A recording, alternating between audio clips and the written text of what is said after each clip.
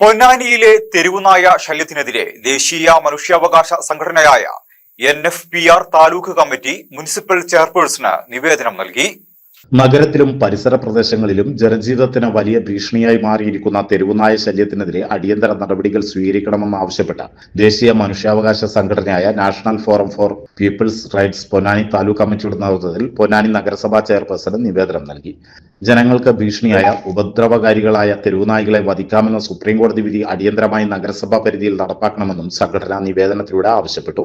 യാത്രക്കാർക്കും സ്കൂൾ കുട്ടികൾക്കും പുലർച്ചെ ജോലിക്ക് പോകുന്നവർക്കും ഒരുപോലെ ഭീതിയുണർത്തുന്ന രീതിയിലാണ് പ്രദേശത്ത് തെരുവുനായ്ക്കളുടെ ശല്യം വർദ്ധിച്ചു വരുന്നത്.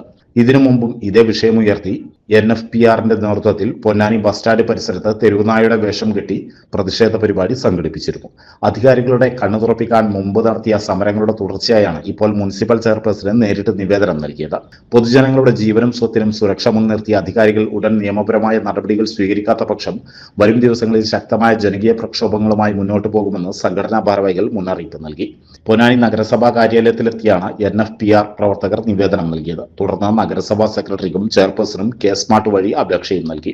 പൊന്നാനി താലൂക്ക് പ്രസിഡന്റ് ഷാഫി മടപ്പറമ്പിലിന്റെ അധ്യക്ഷതയിൽ ജില്ലാ secretary Nusrath teacher, taluk secretary Mujeeb, taluk ഭാരവാഹികളായ AV കമറുദ്ദീൻ, KM അബ്ദുറഹിമാൻ എന്നിവർ ചേർത്താണ് നിവേദനം കൈമാറിയത്.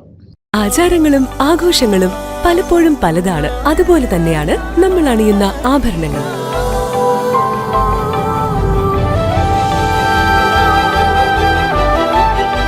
ജീവിതത്തിലെ ഓരോ നിമിഷങ്ങളും അവിസ്മരണീയമാക്കുന്നു Azad gold and diamonds. Azad gold and diamonds, Thazhepalam, Tirur.